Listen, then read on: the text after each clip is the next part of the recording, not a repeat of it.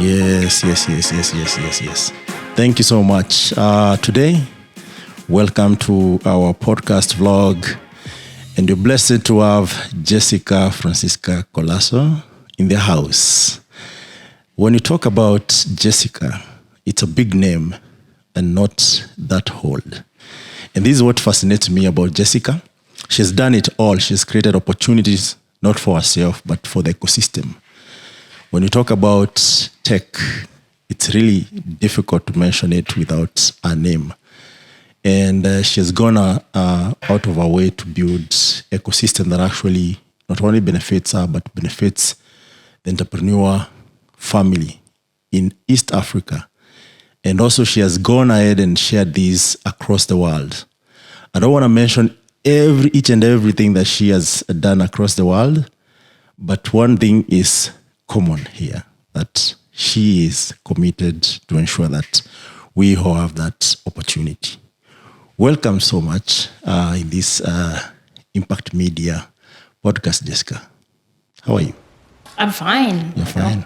Yeah. It's an honor to have you in the show. And Jessica, anyone who hears your name, beside what exists in online, might want to know where you started from, who you are, and your journey until maybe where you are right now. Okay. Yeah. Today is my birthday, actually. Happy birthday! Thanks. How did I not say that? Happy birthday, Jessica! This is so special. Sweet 16. Yeah, because that's another thing I wanted to ask you. But I know with the ladies, sometimes it's tough to like, how old are you?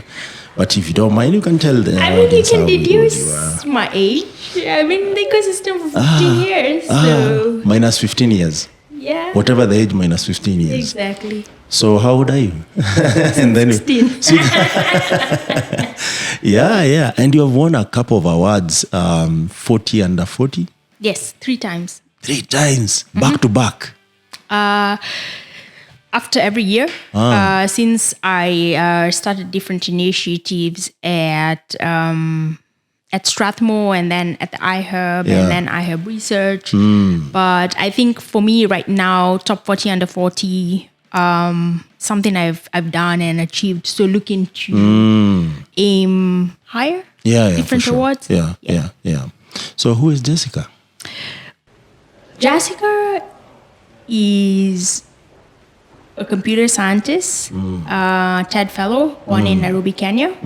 I'm very much. My roots are Kenyan, so I'm Kenyan born with origins that are half Indian, half Portuguese, and we call that Goan. So just to dive a little deeper into that, for sure. I'm 4th generation Kenyan on my mom's side, 1st on my dad. Wow. Yep. Amazing stuff.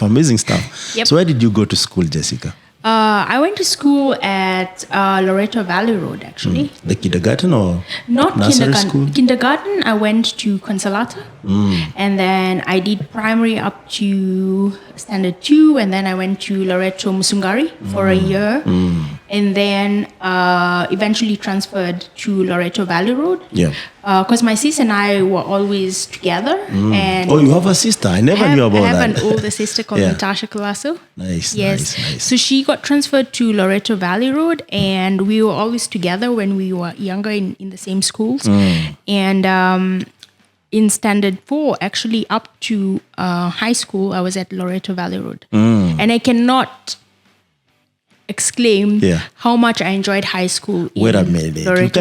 You can't just say you enjoy. I want to know, what was that experience like? How was it going to school every day? How was the interaction? Which kind of games did you like? Because I've come to appreciate that our childhood shapes the way we think. Correct. The rest of our life. Correct. Yeah. Correct. So when growing up, I was a pretty shy child. Yeah. And pretty much introvert. Yeah. So I would kind of keep to myself even during the holidays. I would actually work on my own projects. Yeah. My mom bought me a lot of Tell Me Why books. So I'd read that and do a lot of like metal work, woodwork projects at that point in time. The first time I came across a computer was a friend was leaving the country and she was selling the Commodore. I think it was the Commodore 64 computer, and it had multiple games. And this is still while I was in primary. So which year was this? Oh my gosh, this is like 19, while I was in primary, probably 1994. Okay. Yeah. And that's the first time I kind of came across a computer. And Commodore was really powerful. It was like, by then, by going it's kind with of the what we have. Xbox that time. It's quite powerful. Yeah, it was very powerful. So I used to actually like play games and up to like uni. Then my mom actually got me another computer, a Pentium 3. From an expat that was living, and I got more interested in learning MS-DOS and the typical Prince of Persia, all this stuff. That so I got a little more interested in like how computers work and how they're built. That's where the interest, the curiosity really started. And then also my dad like brought home the Cube. At that time, I can't remember the actual name, but it was like the Apple Macintosh at that time. He brought home like a portable computer. And that's where I got exposed like to the world of Apple. Amazing graphics and things like that. So I had a feel of both like the Apple world and the PC world.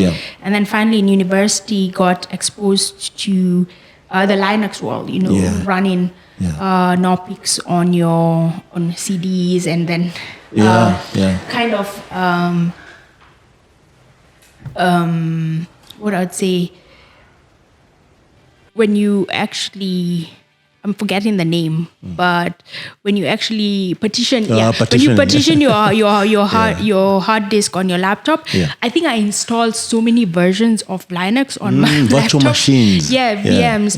And like when I went to University of Nairobi, I got admitted to University of Nairobi for computer science. I had a Toshiba, and that machine had so many versions of Linux, Memphis, and all the rest. I think Memphis was my favorite. I think I liked the visuals at that point in time. I would just download distros, burn them on a CD, and then install them.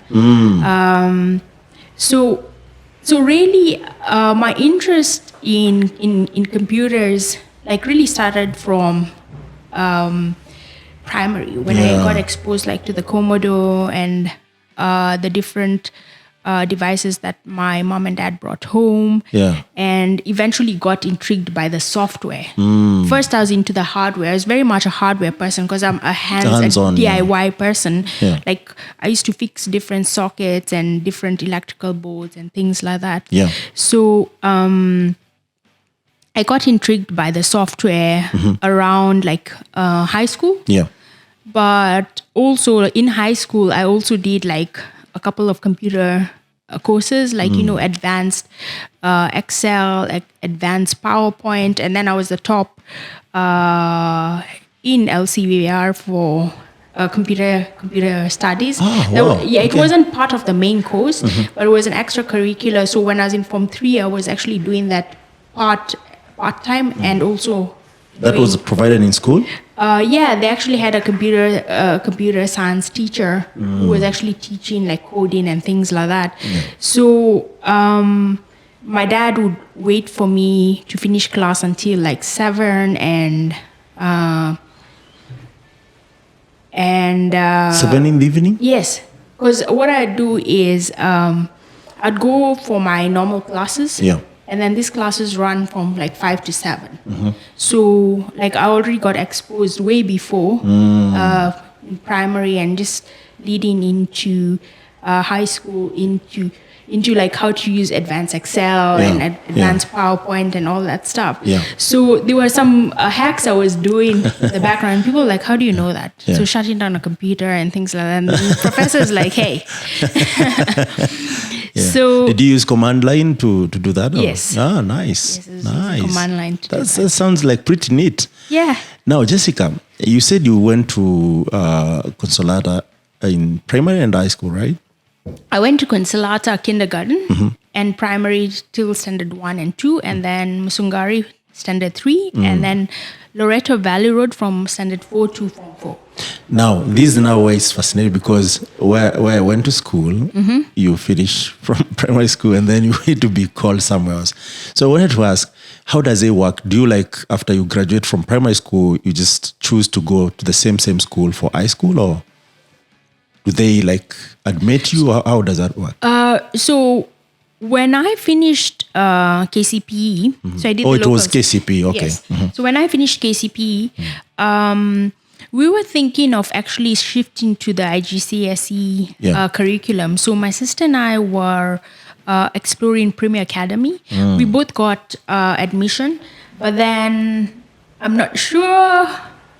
We decided to continue with KCSE because we really loved the Loreto Convent Valley Road culture. And when I say this to date, like when I really enjoyed my high school days, a lot of my friends look at me and be like, what? The one you started with? Loreto Valley Road, yeah? The alumni? No, my high school days. Oh, okay. Like a lot of my friends look at me and be like, are you sure? Are you normal? Because another question I wanted to ask you, why you monolized? Because this is common in most of the high schools. Yeah, so I was actually a day scholar. Loreto Valley Road is not a boarding school, but Loreto Musungari has become a boarding school. What I really loved about Loreto Convent Valley Road was it provided a space where I could actually explore like my other talents. So I was in the hockey team, I was in the football team, and we were playing against different regional schools, right? But at the same time, I think the teachers that were there really pushed me they actually pushed me out of my comfort zone. The fact that my sister was there as well, they were like, hey, your sis is like one of the top 3, so we're expecting same of you. So there was really pressure. So you didn't perform really well, but there was that pressure. No, okay, in primary school, I couldn't care about academics. It's just okay. I was just like, I liked my hockey, I liked my football, and that's all I would do. Yes. But come around standard 8, something was peaking, and you then got serious. Yeah. And then I really liked getting into Form 1, and even the school itself was really accommodating. The teachers were very warm, and also the fact that my sis was like one of the top academic performers. There was also pressure, but my grades, like I think the first term of Form 1, I was like top 3. Oh, and nice. when my parents saw that, they were like, yo, what happened? Why are you surprising They us? were like A's everywhere. And they're like, what is going on? This is Jessica. Yeah. And it was really interesting. Yeah. So the performance, I kept that performance throughout. I really enjoyed like the sciences, math. We had amazing teachers. But you see, Michael, apart from doing the normal classwork, there was Science Congress, and I really love Science Congress. You were very active on Science Congress. Okay. Yes. I was too, by the way. So I'll tell my story some other time, but yeah. So every year I participated in Science Congress. So I think in Form 1 I had a chemistry project, in Form 2 another chemistry project, and Form 3 was the game changer. It was a physics project, and we didn't have any like smart devices at that point in time. But I remember we were creating a smart electrical device to actually have smart routes for people around Nairobi who are taking matatus. So I was in Form 3 and thinking about those applications then. And this is something that actually has been tried thrice. Yes. and it fails. Yeah, but remember, we were actually creating what we call like a board whereby you can, like, if you're abroad, you can just look at the London train stations, and then you can actually deduce like how much it cost to take a train from point A to point B, and then the cost. Yeah. So it is similar concept was educate the local Wananchi. If they're taking a matatu from Lavington to Westlands, you just look at the routes, and then you can actually have a card, or you can put coins, and then you get your ticket. Like the old payphones. Exactly. Yeah. So remember, this is 1999, and we're thinking. Also there were payphones by then, because payphones were phased out in 2000. Yeah. So think of it. You know how you get a bottle of water and all from these dispensing machines. It was a similar concept. Nice. So I was coming up with concepts like that at that point. Wow, that's amazing. Because, and this is something actually maybe with time we'll address, and I hope we can do something about it, because I've seen so many good Science Congress legit projects. I've done one, by the way, and it was around medical diagnosing system, using a normal board, and can feed in symptoms and get some results, and that actually can facilitate in terms of how people are diagnosed, and among as many other projects that are out there. But they just die at that stage.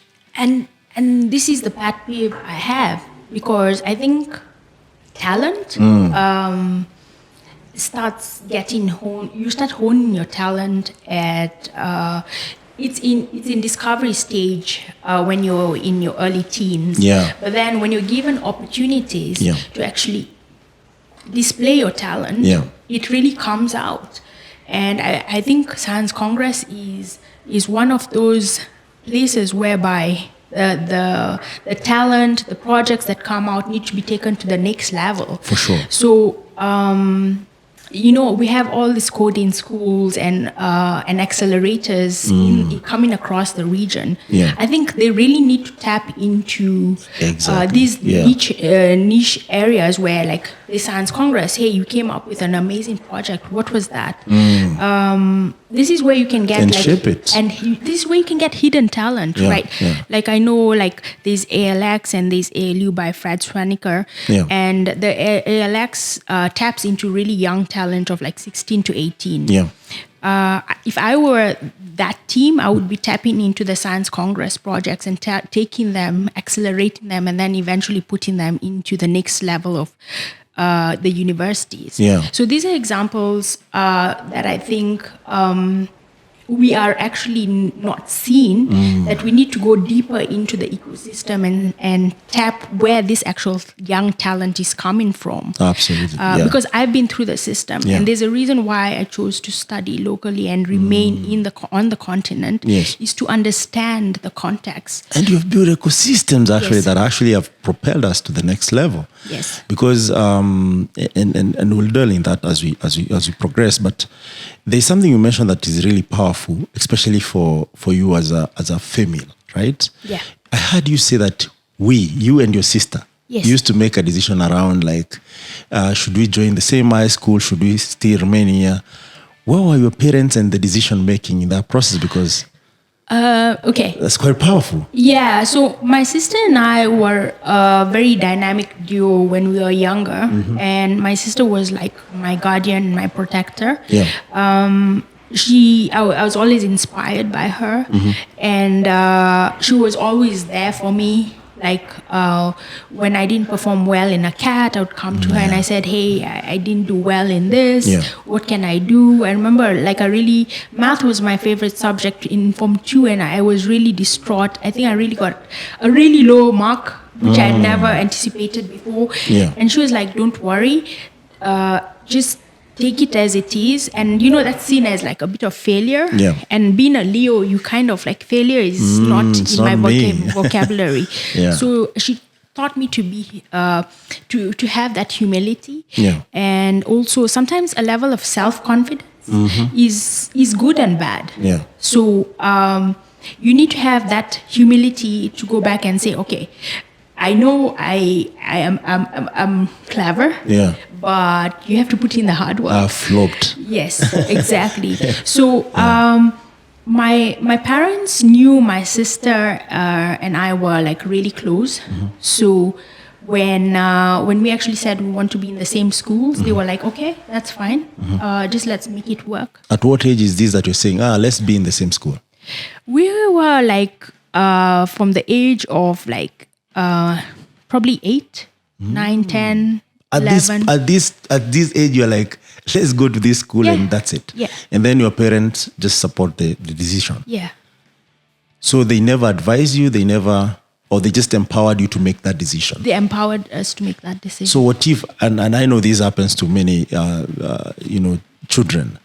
What if you messed up? Was there punishment? Was there, how did that When you process say go? messed up, Yeah.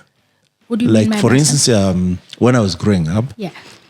I could go and play more than I'm supposed to. Okay. And not do house chores or not do, what I'm required as a child to be more responsible. So I could get some form of punishment. Okay. So we didn't have any physical form of punishment. You are never... No. No. So I think it was more by communication. We actually had a very open line of communication, and my sister would keep me accountable. So I was that student who would like to watch cartoons, like when I was younger in primary. Like, okay, mom and dad are telling you when you get home by 5:30, you need to switch off the TV and work on your homework. Do some revision. Exactly. So I think I would go past that, but like my sister comes in and she keeps me accountable, and she's like, hey, you need to do homework. So we actually had like the same desk, but eventually got different desks. But I think seeing her and how diligent she was in actually like studying and all was like a role model for me. Yeah. So I actually picked that up and became a little more responsible and accountable for my actions. So when it was homework time, I'd finish my homework. When it was revision time, I'd actually do the revision. So I think like having to the young people out there, I think it's really important to identify somebody that you actually look up to and can guide you and inspire you. So for in this case, it was my family. Right? Wow. It was my mom, it was my dad, it was my sister, it was my grandparents, because we grew up with my grandparents. Yeah. Like my grandparents would wake up at 5:30 in the morning. They used to live with us. Every day. Yes. They would make a chapati for us. My grandma would make a chapati for us and porridge. So you're well nourished, and then you're studying. From 5:30 you had your breakfast, and then 5:30 to 6:30. You do 7 you're studying, and then 7 you're leaving for school. For school, yeah. And this continued till university. Unfortunately, my biological clock has changed as I've got older and been in the work environment. But when I was young, I used to wake up at around like 4, study, even at university, do my assignments, because that's the time like I would have all the information assimilated. And you're fresh. Yes. And then, but you're studying, and then you look forward to your uji and the chapati and the hot tea that your grandparents have. Yeah. And then also your mom has made like some pancakes, and you're like, woo, it's crazy. It's a whole meal. Yeah, it's a whole meal. Oh, awesome. So did you also make this? Okay, where is this? You've mentioned your sister a bit. Is she around? Yes, my sister and I live together. Ah, nice. Did you also go to the same university? No. Okay. That's an interesting path. My sister went into finance. She was a top student for ACCA at Strathmore in her year, and then she did a master's at Oxford Brookes. Awesome. In finance. So Jessica, here you are doing your KCSE. Yes.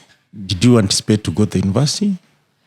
Or you just wanted to perform really well and that's it? With my dad being the conventional dad. What do you mean? What do you mean by that? Well, my dad was very conventional. Like he came from a background of like finance, and he believed like in a job like a doctor or a lawyer or an IT specialist or things that he could understand, accountant, lawyer, engineer. So he was like, I immediately graduate. You should enroll for like the course, any computer courses at University of Nairobi, or even globally. And I looked at him and I was like, maybe, let's see. And he was like, what do you mean, maybe, let's see? And my mom was like, let her take her time. So I took a gap year after uni. After uni or after high school? Actually, after high school. Thank you for that correction. How long did you take? Because 1 year. Oh, we used to take 2 years. How come you? I took 1 year. And this was a year I really explored. I think Dad was a bit disappointed because had I gone into a course, I would probably be the youngest to have graduated. You know, at that point in time, it's about being the youngest, doing the thing. So accomplishments for my dad was a big thing. My mom was just like, take time to discover what you really want. And also to rest your mind because I can imagine you're waking every day at 4. Doing all this work. Yes. And to be competitive, you work really hard. So yeah, I mean, KCSE is not the easiest, but it teaches you a thing or two. And the thing I appreciate about KCSE is the literature side of things. You know, like reading books like Things Fall Apart, the math, you know, the logbooks, the chemistry, the physics. I never crammed that stuff. I understood those concepts. Yes. Yeah. So I really enjoyed that part of my life because I didn't cram. I understood. This is very, very interesting because most of us cram, right? Yeah. So what's the difference? What would you say would be the difference? You have to enjoy what you do, Michael. Yeah. And I enjoyed chemistry. I thought I'd be doing something in chemical engineering, so I kept my books. And I think also the teachers inspire you to do what you do. And, you know, just kind of seeing how the concepts of physics and chemistry and math are applicable in the real world, I think it's really important. Yeah. But most of us, to be honest, even nowadays, you see it on Twitter. You see guys saying like, I studied so much in most of the subjects, but I don't see how I can apply that. Would you say it's because of that disconnect where maybe guys were like reading to pass or studying to pass, and whereas they could have just studied to understand why they're studying? I think it's important to understand, to study why. The other thing is what and how. So putting it in a framework, when you're given a framework, sorry to digress and make this so ambiguous, I think we as human beings, we like to take unstructured and create structure, and we think in form of frameworks. So we normally ask questions, and I think a lot of us need to be asking these questions instead of just diving deep into the problem. Is why am I doing this? What are the assumptions?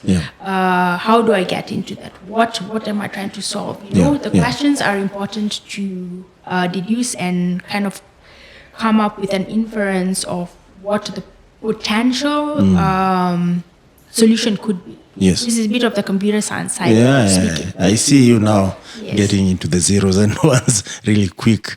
So you join university and you find claim de la crème of the education system. So there's a bit of a story before university. Go ahead, please. I think that's where the nuggets are. The part where, so I took a gap year out, and the gap year is kind of like 3 months after high school. I spent a lot of time talking to friends that my mom introduced me to. So my mom had a really good network of different people because she was an entrepreneur. And I would talk to them and say like, I'm not sure what I want to study. No, I want to do aeronautical engineering, but at the same time, I'm interested in the how things work in terms of software. And they were like, maybe attend the iTech events and, things to do with networking and security at that point in time. Yeah. So I did attend some of these events. I attended, there was this big conference that was held at Sarit Center. It's called the IEEE exhibition. I don't know if you remember. It's by Dr. Kevin Desai. Yeah.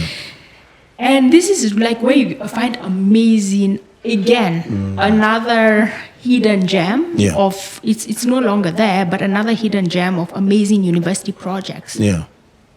And I was like, whoa, these are really bright people, like from University of Nairobi, KU, Kenyatta University, JKUAT, Jomo Kenyatta University coming up, Strath, coming up with amazing science, software projects. Yeah. And I went to those events and I met Dr. Kevin Desai at that point.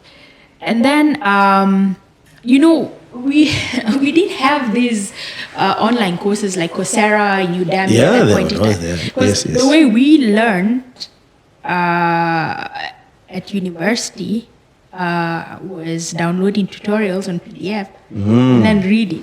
And going to the library. Exactly. Where there is only one book and there are 100 students. Exactly. Yeah. But you find the soft copy. And then there are these